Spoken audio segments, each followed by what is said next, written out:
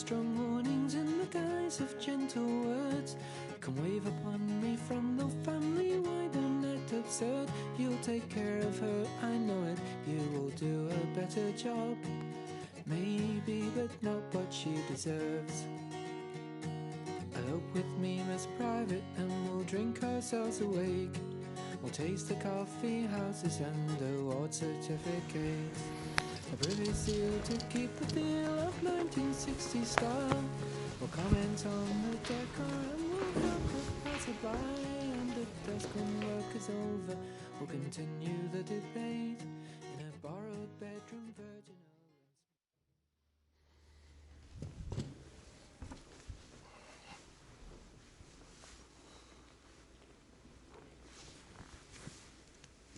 Good morning, everybody. This story is going to be told for generations. The story of 100 days in the history of New York City, when New Yorkers were faced with a literally almost unbelievable challenge, something we could not conceive of happening in this city. And when it did, New Yorkers found a way to fight back. It was asking so much of the people of this city to change their lives fundamentally and change them quickly, and yet you did it. In a matter of days, we went from being one of the most social, vibrant, active cities on the earth to being a place where people somehow learned to adapt, to shelter in place, to socially distance, to put on those face coverings, all the things that we now do and we see as part of our daily routine. It took a lot to learn them and to do them, and yet you did it. So for 100 days, we fought back this disease. In the middle of that, it looked like it might surge beyond anything we could possibly imagine, and yet because of what you did, the disease was stopped and then pushed back. We got a long way to go in this city, and we have to be very, very careful of the danger of this disease resurging, the danger of the boomerang, the danger we're seeing playing out right now in states in this country that tragically, I think, moved too fast without the right precautions. And we're seeing people suffer and we're seeing people die because of that. Here in this city, we have resolved to do this the smart way, the careful way. The results each day speak for themselves, what you have achieved and how we're going to sustain it. And now, another mission, to restart this city, to bring people's livelihoods back, to help folks who don't have money right now for food or rent or medicine to get their jobs back so we can all move forward and be the greatest city in the world. So we now start phase one, and it's not easy. It's also the great unknown, and yet the news I have for you today is overwhelmingly good news about how New Yorkers have found a way to make phase one work. It's initial. We know a lot of people are still watching and waiting. Certainly not everyone who could have come back to work has come back to work. Not every business that could have been open by now is. But we're seeing more and more businesses reopening, more and more people coming back to work, more and more people deciding that they can make it work and make it work safely. One of the ways that we judge what's going on is by the heartbeat of this city, and that's mass transit.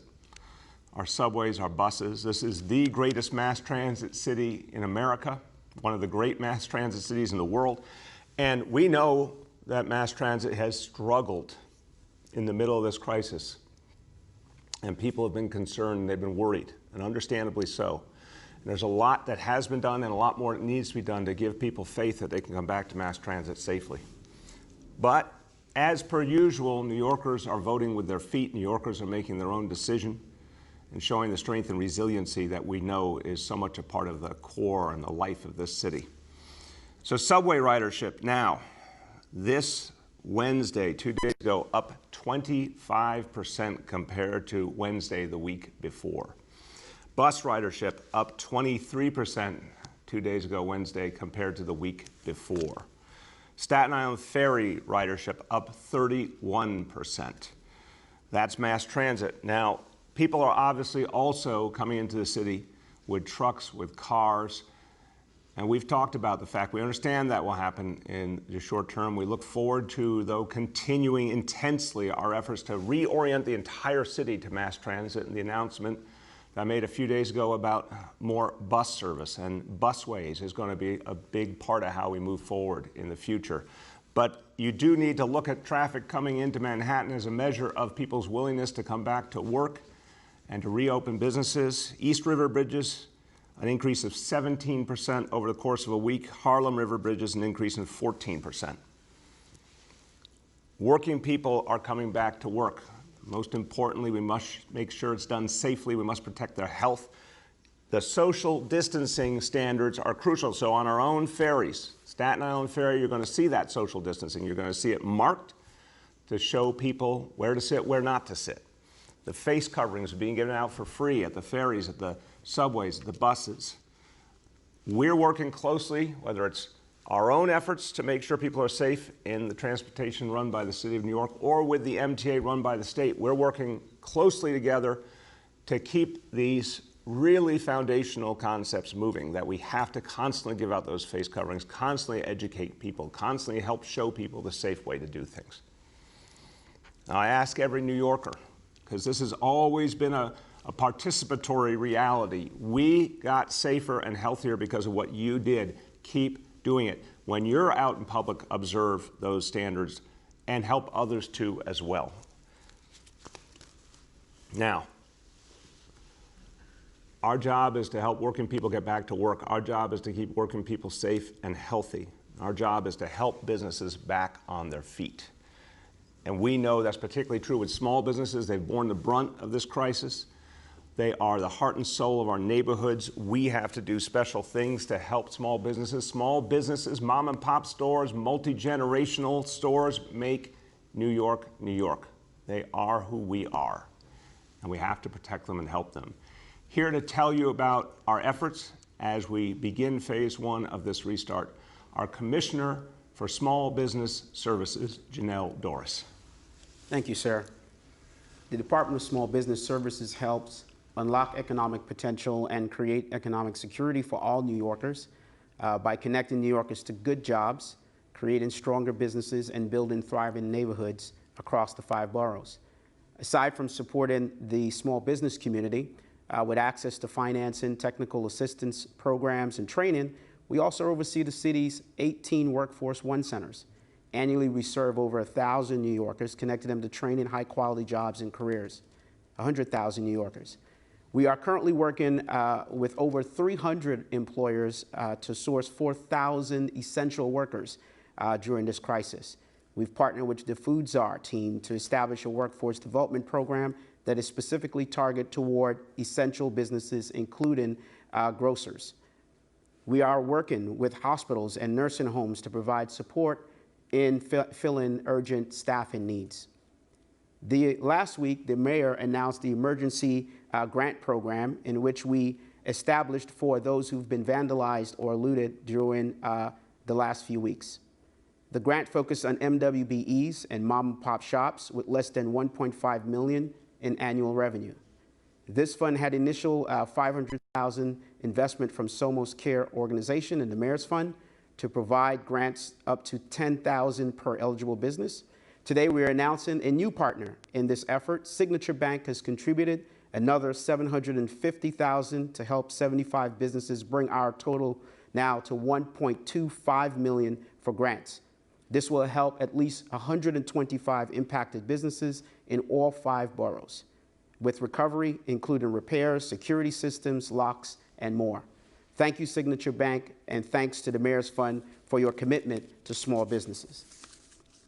Throughout the pandemic and since phase 1 reopening, I have visited businesses in every borough. I was in Staten Island yesterday, and I'm heading out to the Bronx again today. We know that New York City means business, and our small businesses are tough, resilient, and are looking forward to coming back.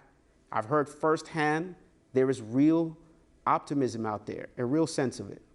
Yet we understand that the challenges of reopening for some of our small businesses are real. SBS has rolled out resources to help small businesses during this time to recover and to reopen. From the onset of the pandemic, we quickly launched several resources to help reopen our small businesses and provide the necessary guidance and support they need. Our first job was to educate and help our small businesses understand the reopening process and get them ready to come back.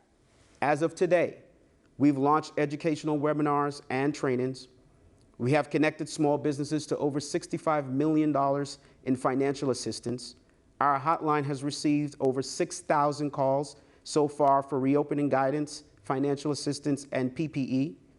334,000 guidance documents have been distributed to businesses.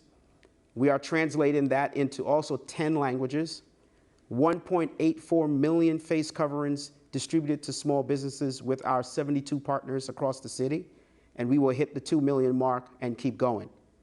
If you are a business and need support, please visit us at nyc.gov/business or our hotline at 888-SBS4NYC, 888-727-4692, or call 311.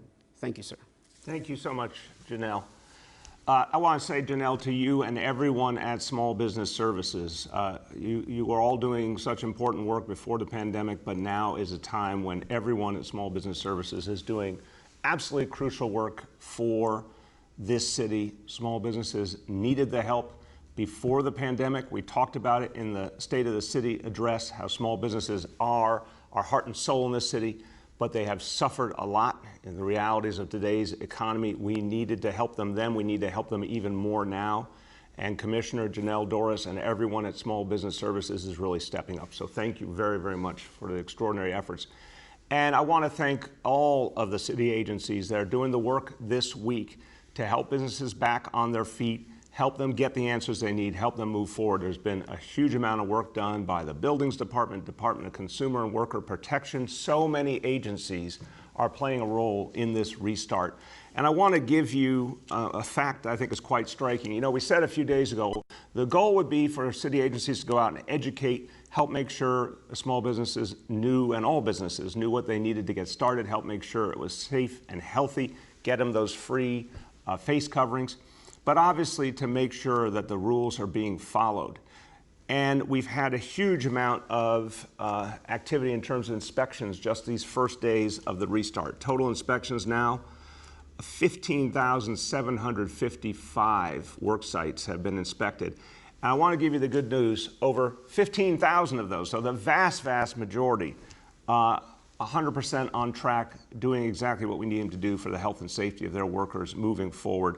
3% only needed a warning or some education on something they needed to fix, and that is being fixed. And again, our goal is not to give fines in the first instance. Our goal is, as everyone's learning together how to do this, help them move forward, help them get it right. Down the line, if we need tougher enforcement, that's always an option, but we hope to never need that. We hope to help everyone get to the right place for the health and safety of all, and so the restart can keep building. Now,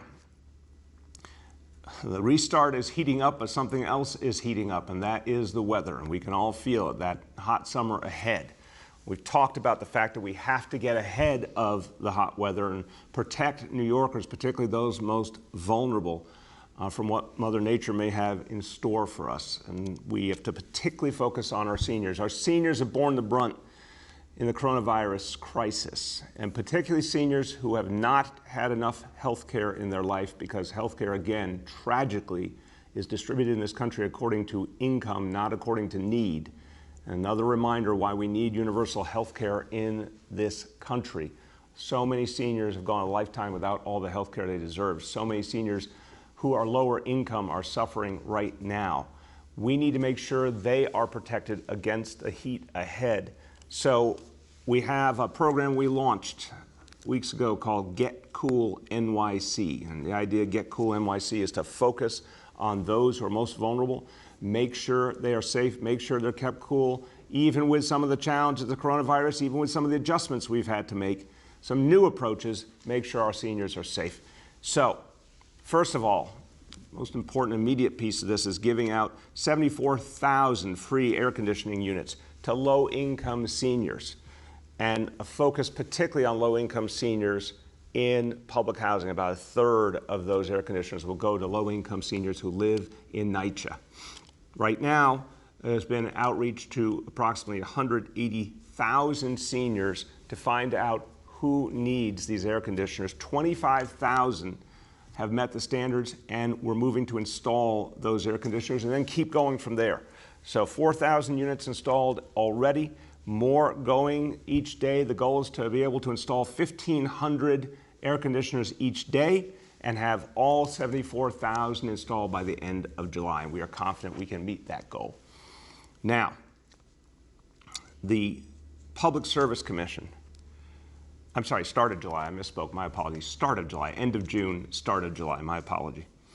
The Public Service Commission, the State Public Service Commission, we reached out to them, we sent a particular request to them asking help with low-income New Yorkers who have to pay their energy bills over the summer. As the hot weather's coming, we want people to be able to afford that air conditioning. It's one thing to have the air conditioning unit, you have to be able to afford it as well. The State Public Service Commission has come through, and I want to thank them. It's a big deal. They're going to double the current commitment for subsidizing the energy bills of low-income New Yorkers. So almost 440,000 New York City families will benefit because of this decision by the State Public Service Commission. And the average savings per customer will be about $140 this summer. That's, for a lot of families in this city, a lot of money. So a big step forward. Thanks to the PSC for this really important helping hand. All right, I want to turn to a different topic that is very much relevant to what we've done, all of us, fighting the coronavirus, and a reminder as we restart, we're going to make sure that the parts of our lives that really determine our future are protected, and that means voting. You know, it's been a tough, complicated time, but one thing we know in a democracy is it's so important to keep the democratic process strong and moving no matter what's thrown at us. That's been the history of this city and this country. So I want to remind people how important it is to keep voting. In fact, in a time of crisis, it's more important to keep voting. Okay, you have 5 days left to request an absentee ballot. And remember, any eligible voter can vote by mail now. It's not like it used to be with absentee ballots where you had to prove you're going to be out of town or you could not get out of your apartment or something like that. Anyone, everyone is welcome to send in an application for an absentee ballot to basically vote by mail, as is done in many parts of the country already. So you have until next Tuesday to submit that request. To get an application, you go to nycabsentee.com or call 866-VOTE-NYC, 866-VOTE-NYC. June 23rd is the primary election day, and if you need any more information, go to vote.nyc and you can get all the information you need, and the most important thing is to make your voice heard. Okay, we will now wrap up with our healthcare indicators, and I want to just frame this by saying we all understand that the restart means more and more people in close proximity. Phase 1 means a lot. Phase 2 means even more. The central concern that I have, I know that the governor has it, the state has it as well, is to watch every day to make sure that as we have more activity, there is not a resurgence of this disease. This is what we think about every single day, and we watch these indicators constantly to see if we see any evidence of a challenge or a problem. If we do, we're going to talk about it out loud. We're going to remind people about what we need to do to fight it back. There's 3 indicators we go over each day. 2 are particularly sensitive in the sense of they will show us most quickly what's going on out there and if we have to make adjustments. Of course, hospital admissions for those respiratory symptoms. That is a very clear immediate indicator, and most obviously the percentage of people testing positive for COVID-19 citywide. That's the most universal of all measures. So we're watching. We have 3 indicators, but 2 are particularly sensitive and tell us in real time what's going on. What we're happy to say is over this last period of time, as we've been ready for the restart and now begun the restart, we've seen actually steady progress on our indicators. But the big test comes later in the month as we start to see the impact of so many people being closer together. Remember, it takes time for this disease to be spread. It takes time for it to manifest. We're not going to see it instantly. If there is a resurgence, we would see it in the second half of the month. So we're watching every day. But here's today's report, and this is another good news report today. And again, thanks to all of you. Indicator number 1, daily number of people admitted to hospitals for suspected COVID-19. Again, threshold of 200. Today's report, 70 patients. And I'm going to note, and we'll talk about this further, that the more research we do, the more we're finding a lot of those patients, thank God, are not COVID patients, even if they present with COVID-like symptoms. So we'll keep giving more and more information on that going forward. But overall, that number 70, well within our threshold. Number 2, daily number of people in health and hospitals, ICUs. That threshold 375, the number today 339. And then the percentage of people tested positive for COVID-19 citywide, 3% again. We've been around that number for many days, and that's a very good sign. A few words in Spanish as we wrap up. Gracias a los neoyorquinos hemos visto buenas señales en esta primera semana de reinicio. Necesitamos que todos los neoyorquinos sigan tomando medidas de seguridad para vencer a este virus. Si tenemos un reinicio seguro, vamos a poder seguir hacia la próxima fase. With that, we turn to our colleagues in the media. Please let me know the name and outlet of each journalist. Hi, all. Just a reminder that we have Small Business Commissioner Doris here in person, and on the phone we have Deputy Mayor Bean, President and CEO of Health and Hospitals, Dr. Katz, Emergency Management Commissioner Criswell, Senior Advisor, Dr. Varma, Deputy Commissioner for Traffic Management and Planning, Beaton, and Senior Advisor and General Counsel for Democracy NYC, Wood. With that, I will start with Samantha from 1010 Wins. Samantha, are you there? Samantha, can you hear us? Samantha, we'll circle back. Wait, try one more time. Samantha, can you hear us? I want to just encourage to all our colleagues in the media, please, if you can call from a hard line, please do, or if you can make sure you're in good cell range, it really, really helps all of us. But Samantha, one more time, can you hear us? All right, we'll come back to Samantha. All right, next we'll go to Yoav from the city.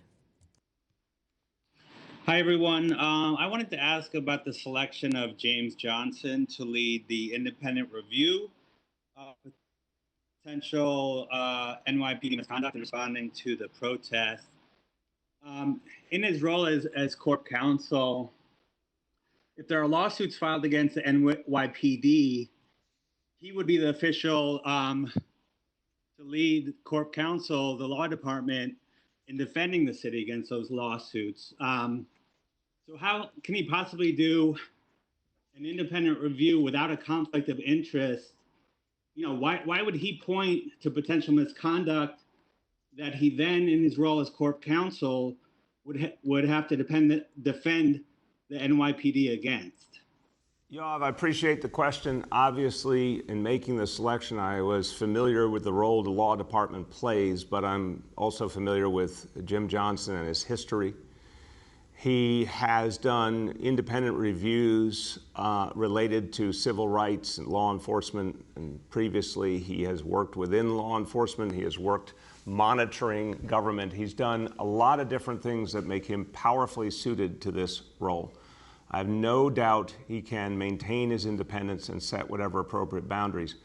But constantly remember that it is also the Department of Investigation and Commissioner Margaret Garnett will be doing their review, and I have no doubt about the independence of that review as well. So I think we are bringing in capacity from two leaders who as individuals bring so much to the table, two departments that bring a lot to the table. I want the whole truth. Yoav, I've made very clear to both of them, go wherever the facts lead. I am not worried about any question of liability. I want the truth, and they both understand that, and I'm convinced that they are well suited to get us the truth. Thanks. Just to follow up, you addressed kind of the independence aspect of it, but not the inherent conflict of interest there. Why would, as an investigator, why would he point to potential failings of an agency that he then is responsible for protecting in court. And just to add a little bit to that is the OIG NYPD also involved in this investigation? Yeah, you can talk to Department of Investigation about how they are going to structure it, but absolutely the IG for the NYPD will be involved. And again, I'm just convinced, knowing Jim Johnson, knowing his history, understanding what he brings to the table, it's so important from my point of view for the people of this city, for him to be involved in finding out what the truth is. Again, the conflict exists if there's any desire not to portray the truth and act on it. Again, we want the whole truth, and we're not concerned about the liability issues. We want to figure out what exactly happened and what to do about it. Jim has so much history acting on that very question in other settings, and he's been very, very effective doing it. And again, DOI right there, always providing another element to the equation and a clearly effective independent element. I think it's a good combination that will get us where we need to go. Next, we have Julia from the Post. Hey, happy Friday, Mr. Mayor. Happy Friday. 2 questions for you. The first one, you praised Chief of Department Terrence Monahan for taking a knee with protesters. Now we have NYPD Lieutenant Robert Catani, who wrote that he regrets his, quote, horrible decision to give in to a crowd of protester demands and perform the symbolic pose. At the same time, he said he still condemned the actions of the former Minneapolis cop accused of killing George Floyd. Just wondering what your response is to his retraction. I don't know him. I appreciate that he condemned the killing of George Floyd. I think every police officer in America should condemn the murder of George Floyd because it represents something that has nothing to do with the oath that police officers take. I don't know the lieutenant, but what I do know is the chief of department, Terry Monahan, did something really important, not just for New York City, for the whole nation. I mean, let's be clear, Terry Monahan is the highest ranking uniform officer in the largest, most prestigious police force in the United States of America. He chose to take a knee after making a very powerful speech, and anyone who hasn't heard it should listen to it, talking about how we New Yorkers are all in this together, we need to solve our problems together, and there's no police who should ever accept the kind of thing that happened in Minnesota. And he took the knee to show people that he respected and heard their voices. And the crowd responded in kind at that point and dispersed what was a tense situation. So I want to give a lot of respect to Terry Monahan for what he did. I don't know the lieutenant. I don't know what he feels, but I want to go back to the beginning of your question. The person who is the highest ranking member of this department did something I think very important for this city, and I commend him for it. Great, thanks. And then my second question is on a different topic.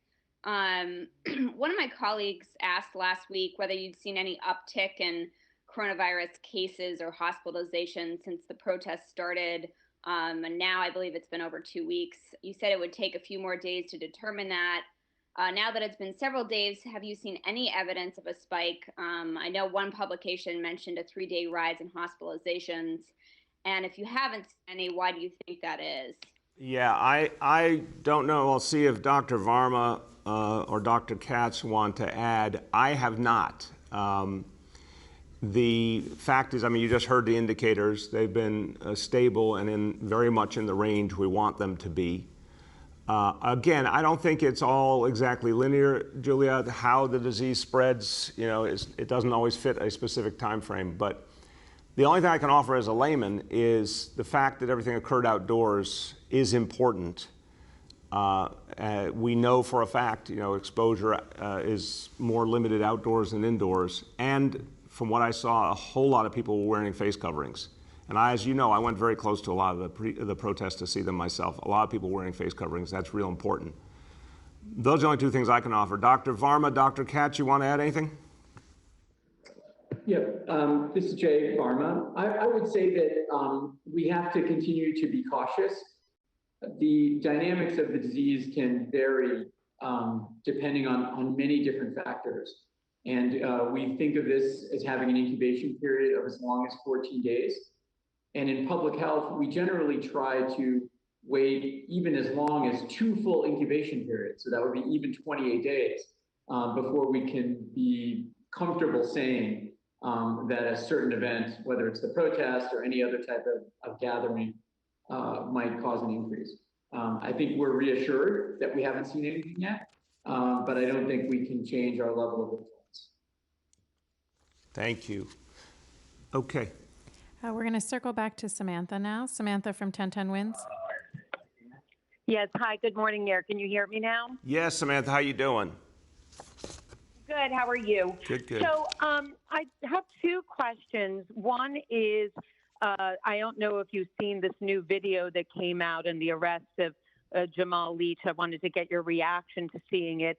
And my second question is about learning in the fall.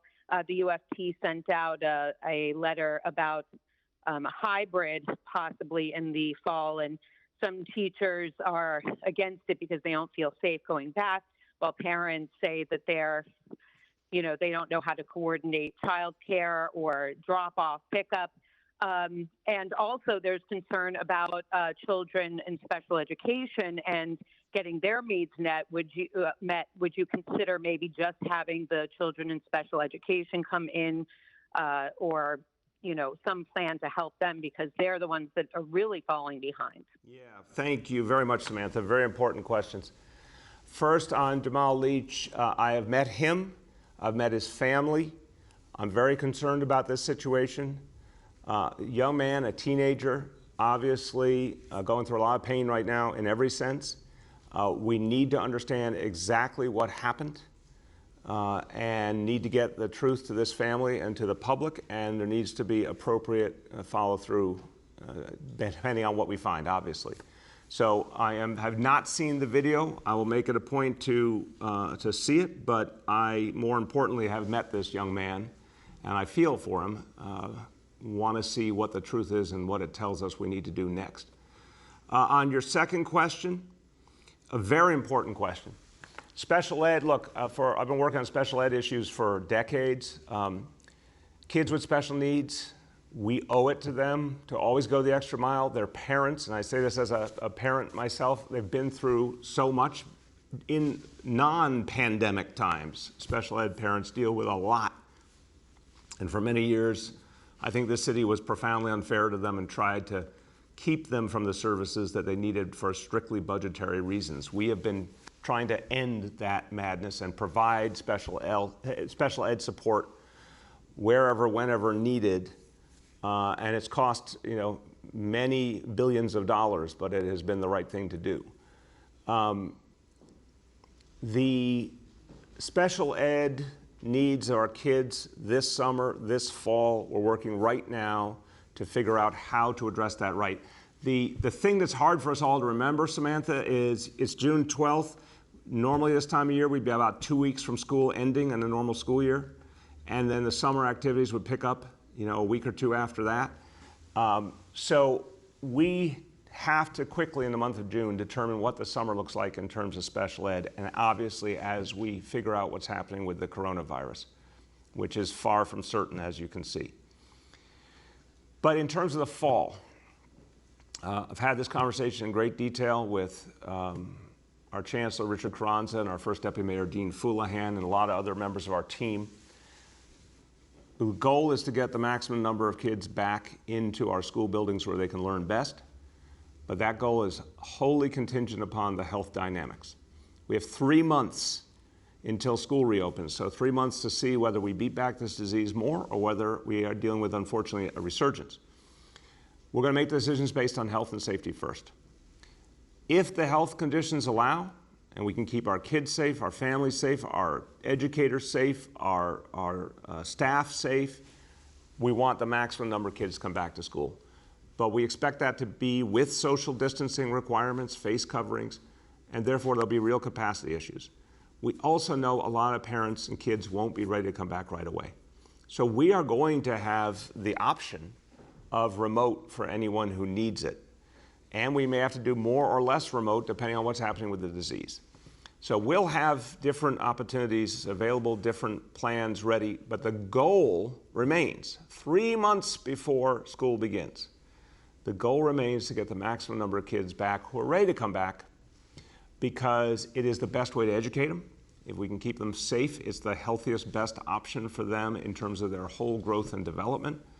And as you said, there's some parents who are absolutely asking us now to reopen school so they have that option for their kids as they return to work. So we're going to be ready. Depending on the health and safety dynamics, we're unquestionably going to be ready. Next, we have Alice from CBS. Hi, Mr. Mayor. Good morning. Good morning. How you doing? Good, thank you. Okay, so Camden, New Jersey removed its Columbus statue last night. When asked yesterday, Governor Cuomo says he supported the statue here in New York. Was wondering your thoughts on it. I know the commission established in 2017 ruled keeping it in place. Do you think we need to revisit this? Alice, the commission did really careful, extensive work, really good, devoted people who care about understanding all of history, and they care about social justice, and they came up with a vision for how to address this. And you know, we should, I think, just stick to what was achieved by that commission. Alice, you have a follow? Yes. Are any concerns that people will take matters into their own hands? I know security was stepped up around the statue. Again, the important point is just we need, as a city, to just keep moving forward on so many fronts.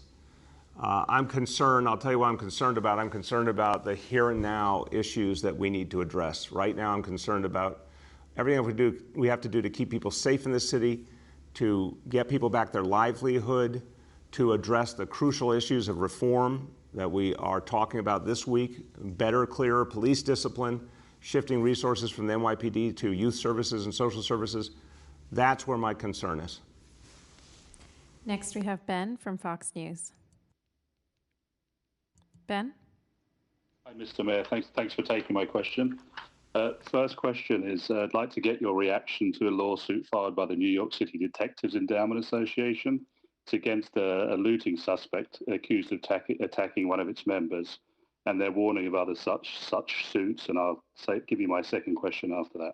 Thank you. Yeah, thank you, Ben. I have not seen what the lawsuit is about. I can only say, not knowing the details of the case, just a broad statement. We need peace in this city. We need to move forward in this city. And you know, I want to see anything involving the police and their actions. As we've talked about earlier in this press conference, there are multiple investigations going on. But I also want to remind people how important it is to never do violence towards anyone, including towards police officers. It's just not acceptable in a democratic society to do violence towards our police. So I don't know the details of this, but that's what I believe broadly. What's your second question, Ben? Thank you, Mayor. Just the second question being, we're several days now out of the riot situation and the violence we saw.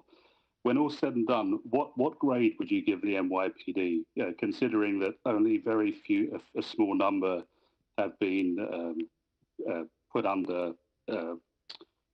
investigation? The overall force seems to have done a pretty good job. What's your assessment of the NYPD's handling of the protests and the riots? Yeah, Ben, I would say very important to recognize overwhelmingly peaceful protest. A small number of people who aimed to do violence at those protests, but a very small number, and they were increasingly driven off by the peaceful protesters. And some very unfortunate and criminal acts of attacks on property that had nothing to do with the protests.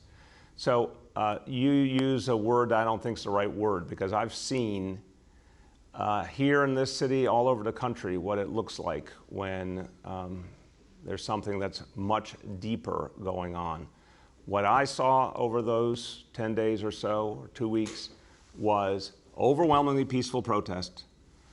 I saw some specific acts of violence by people motivated to do violence against our police, which is unacceptable. I saw some people who I think were acting as criminals and criminals only with no political motivation, attacking property and for their own gain. But if you look at the overwhelming number of people who were engaged over those days, they were peaceful protesters. And if you look at the overwhelming number of police officers who were involved in those days, they did their job and they did it with restraint. And we have some officers who did something wrong, and that is now being fully investigated by multiple levels of government. Clearly, some officers are already experiencing the consequences. And I think that process is working, and it needs to be fast and transparent. And because of the law passed in Albany now, we'll be able to do a lot more. But overall, look, I don't give grades. I've never given grades. I will say something about the city of New York and the NYPD and the protesters. We went through an extraordinarily difficult time. But the city held. The peaceful protesters came to the fore. The vast majority of NYPD officers did their job and did it with restraint. We had no one lose their lives, thank God. We had some major injuries, but they were few, thank God. We had a few really bad days in terms of property damage, and then it was stopped cold. We did not bring in the National Guard. We did not use some of the more, I think, oppressive tactics that were used in other cities. That doesn't mean everything was perfect. There's a lot that needs to be assessed and improved. But this city held, this city came through, and now we are turned to the work of reform and renewal, and that's where we need to be. Next, we have Michael from the Daily News. Hey, Mr. Mayor, how you doing? Good, Michael. How you doing, man? I'm doing all right. Couple of questions. Back to Yoav's question about the law department. You said that you're not concerned about the liability. Can you elaborate on that?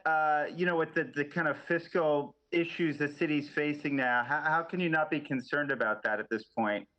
Michael, what it means is the truth is the truth. And obviously, I want to protect the city's finances always. But what I'm trying to say is, some people might put money ahead of truth. I don't. I want to know exactly what happened. I want us to address the issues structurally. If something was done wrong with any individual, we have to do right. If somebody requires discipline or consequences, anybody. By the way, this review is going to look at people on the NYPD, people who were protesting, and particularly those, as I've said, who chose to use violence. We're going to look at the whole picture. So what I'm trying to say is that any concern that somehow, the financial dynamics are more important than the truth, no, it's the other way around. We've got to get to the truth. We've got to go wherever the facts lead us so we can address these much bigger issues.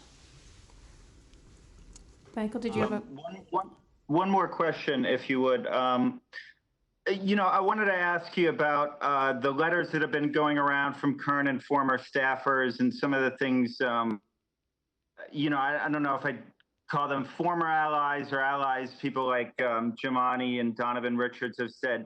Do you feel betrayed by some of these things? And how does it, if at all, affect your ability to govern? It doesn't. I respect everyone's opinion. When you're mayor of a city of over 8 million people, you better be able to handle different opinions, strong opinions, criticism, passion, emotion. There are critics who are wrong. There are critics who have real insights. In the political world, sometimes people act like your friend and they're not. Sometimes people surprise you in terms of really being an ally when you didn't expect it. There's all sorts of things that happen, Michael. But to me, the bottom line is this. It's been a very difficult few weeks, a lot of passions, a lot of deep feeling, a lot of strong views. I don't take any of it lightly. I value and respect people's views. But I think anyone who questions the ability of this city government to do what we're here to do, and my ability as mayor to use all the tools of city government, even in a time of crisis, doesn't really understand the reality of New York City. We have kept going. This city has gone through so much over the years. This city has stayed strong during this crisis, the coronavirus, over 100 days. We had a really difficult few weeks, but we fared a lot better than many cities in this country. You threw those, we're the epicenter of the virus. I want to remind you, Michael, I'm not saying this because you don't know, I was saying it to make the point clear. Other cities went through the challenges the last few weeks in terms of protest and addressing these horrible age-old issues of structural racism. And a lot of them used much harsher tactics. A lot of them saw much more violence. This city that was already the epicenter of the coronavirus in this country also went through that. And notwithstanding some very painful moments and some things we need to do better, this city came through very strong. And we are poised to now make profound changes and reforms. I'm really pleased with what the legislature has done. We're going to do a lot of great work with the city council. We're going to do a lot of great work immediately in our budget. So I'm quite clear, quite confident about what I can achieve over the next year and a half, what the city government can achieve. And folks who misunderstand the power of the mayoralty and the strength of the city government in New York City really need to get a little more informed. This is the strongest mayoralty in the country in every sense, and the strongest city in the country in every sense. And we can persevere through all sorts of challenges, and we will. So I'm quite confident in what we can do in the next year and a half. Next, we have Matt Chase from Newsday. Hey, good morning, Mr. Mayor. Hey, Matt. 2 questions. Hey, sir. Will you vet the restaurant recipients of the grants that you announced yesterday for health department inspection and wage complaints? And I'll ask my second question after. I will start. It's a good question, Matt. Appreciate it. I will start, and I'll turn to Commissioner Janelle Dorris, but just starting to say this. The crucial thing in everything we do is, of course, absolutely want fairness for working people, absolutely want health standards complied with. And we also have to recognize at the same time that we are talking about community-based small businesses that really must survive for the good of their communities. And there's such fear, and I've talked to a lot of elected officials about this, there's such fear about communities losing their heart and soul, which are these mom and pop stores, these multi-generational businesses, these restaurants that are gathering places. And you know, we're not talking about gentrification a whole lot now, and I don't blame anyone over the last 100 days, but came up last night. We had a really powerful, I did a conference call with faith leaders, and one of the leaders from Central Brooklyn, and I want to shout her out because I found her words profound, Sister Majida Salam, talked about the impact of gentrification on Central Brooklyn and how long before the protests or the coronavirus, there were profound senses of injustice as people saw gentrifiers come in and seemingly be favored over people who had been in the neighborhood for generations and had struggled through the tough times. So I want to put this in perspective, that those community-based restaurants are part of the heart and soul and identity, and people are so fearful they're going to be wiped away that by gentrification to begin with, and then coronavirus, economic crisis, and we've got to help them back on their feet. I don't think there's a contradiction between that and making sure, of course, that they are safe and they treat their workers well. And particularly in the initiative we talked about yesterday that was laid out by the First Lady and by Toya Williford, the Executive Director of the Mayor's Fund, there are specific guarantees about wage levels in that initiative. Commissioner Dorris, you want to add? Sure. Just to reiterate, the restaurant revitalization program, $3 million for this opportunity, 27 hardest hit communities, 30,000 grants and $20 per hour, at least for 6 weeks, for supporting 1,000 workers. All that to say that, look, we want to make sure at 27,000 restaurants in the city, particularly those in the hardest hit communities, that they have the support they need. And I think that program does it. What we're doing also, the Department of Small Business Services assist and help those businesses get back on their feet. But we do want to make sure that we are getting to those who need the support the most. And again, that program is representative of that as well. Thank you. Go ahead, Matt. How many internal affairs inquiries have been generated stemming from the protests, and how many of those were initiated because the NYPD initiated that inquiry on its own, meaning the PD flagged behavior because they saw a police officer doing something wrong, rather than because of a video caught a cop in the act? Do not know the answer is the truth. IAB initiates its own investigations for sure. I've seen that for a long time. It also initiates investigations because civilians make complaints. Or they're brought by the media, they're brought by elected officials, they're brought by other agencies of the city government.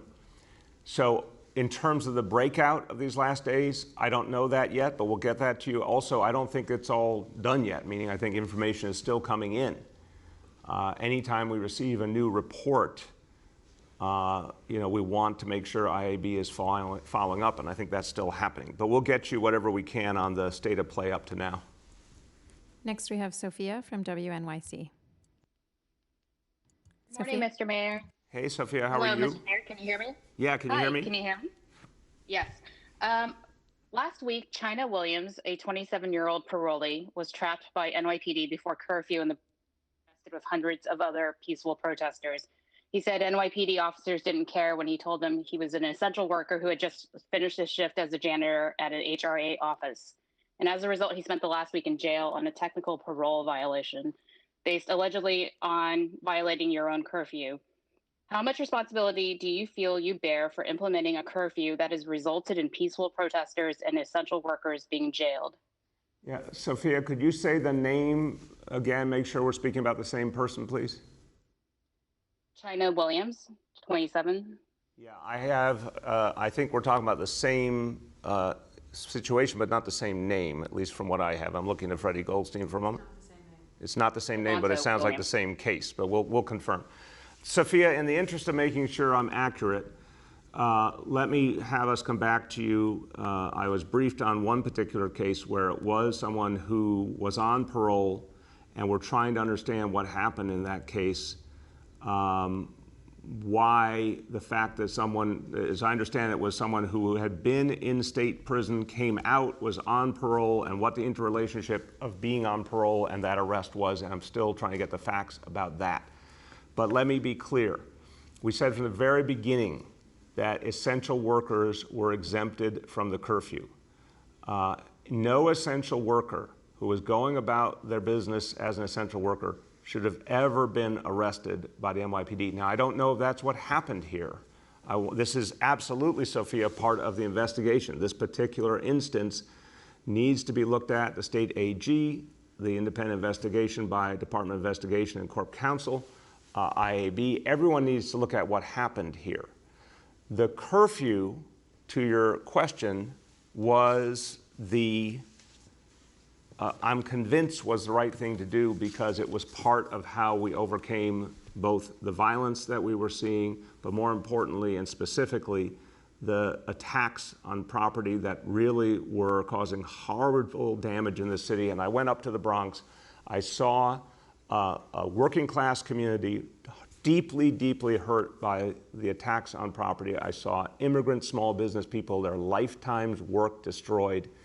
It was the right thing to put the curfew in place to stop that. The second we saw that that was not happening and we were convinced it would not happen again, pulled off the curfew.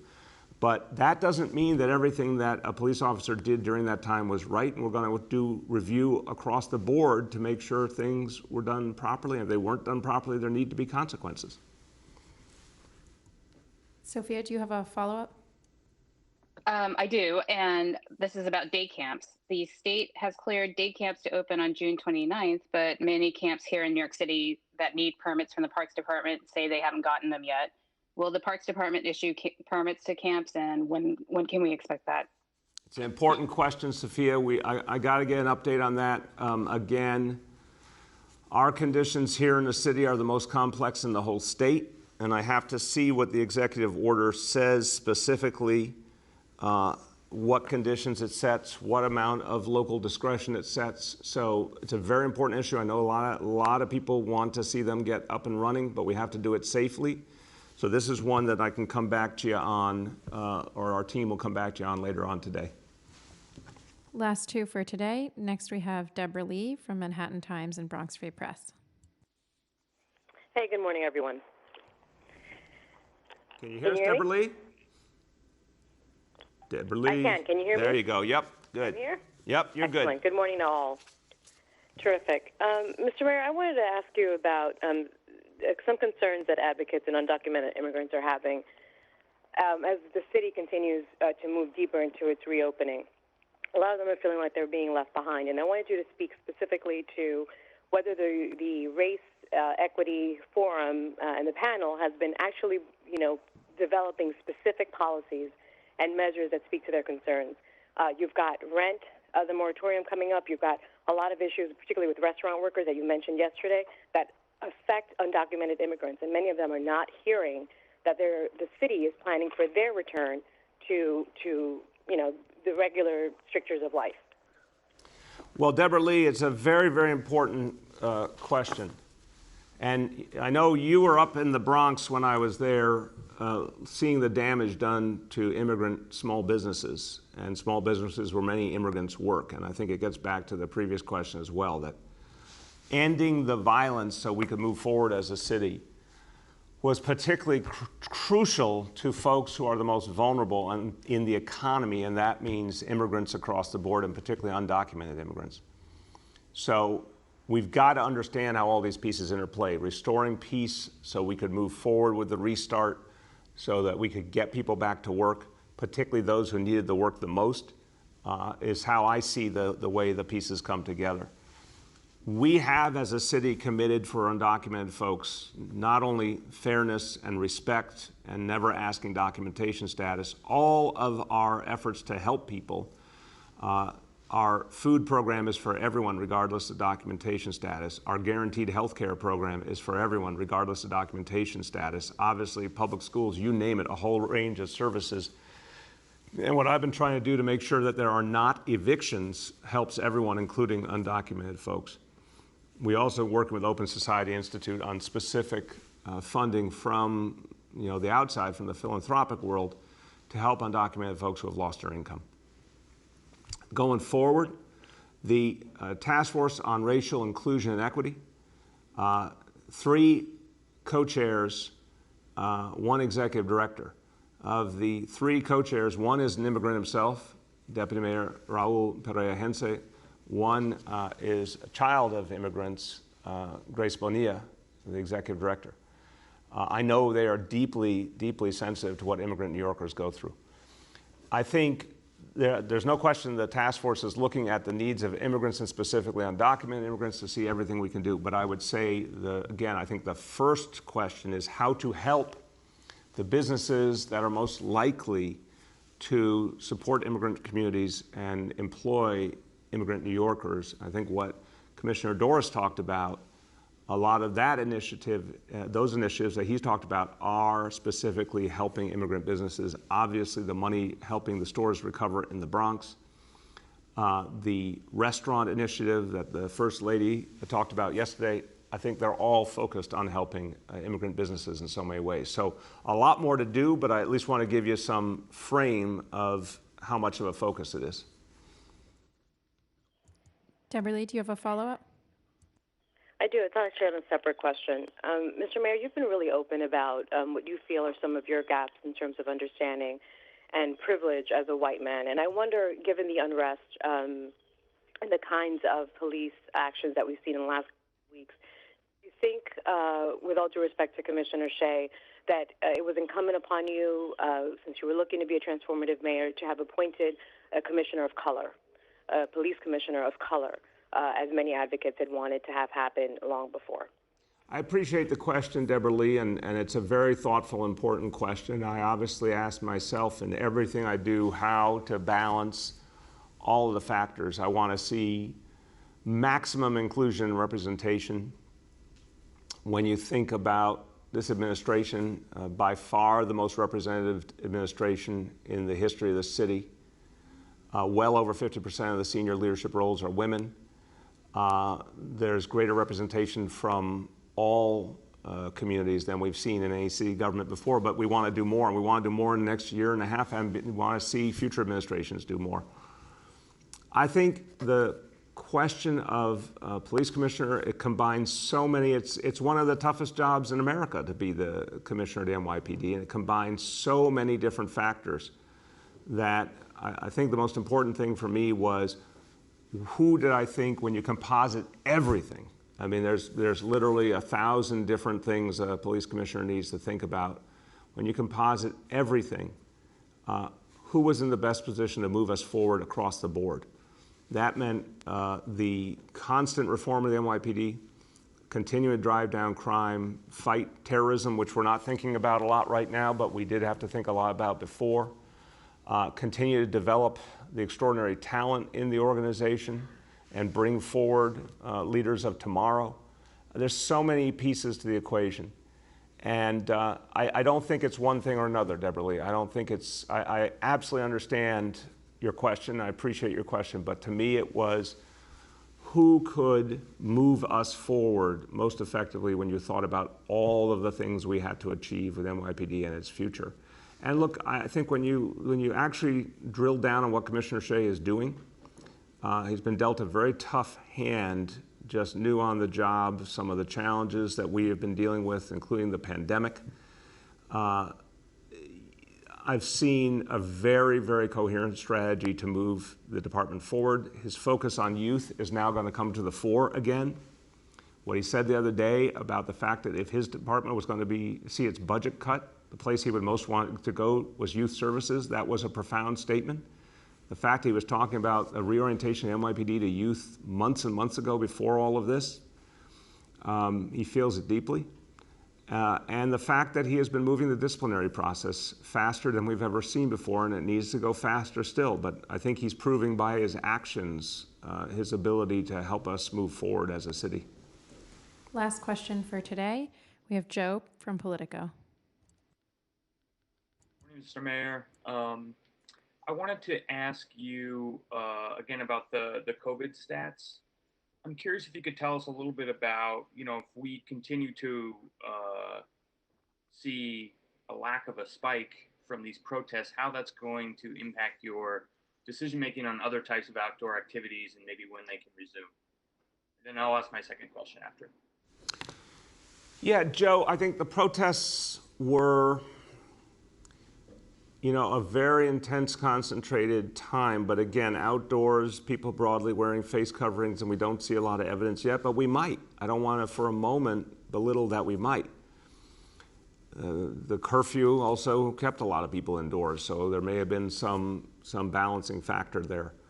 But the big question really is what's going to be the impact of phase one, because you're talking about hundreds of thousands of people coming in contact with each other each day, all day, every day. Protests, I'm not belittling the impact, but protests tended to be for briefer periods of time and smaller numbers of people. Phase one is hundreds of thousands when you talk about the workers, the customers, and it's all day, it's 7 days a week. I mean, this is the thing to watch. What does phase one do? So my view is when you get to the last week of June, you're going to have a much better sense of how all of this is adding up. And if we can move forward effectively into phase two, and it's going to be a constant conversation with the state. I think the question about other types of activities directly relates to how successful phase one is.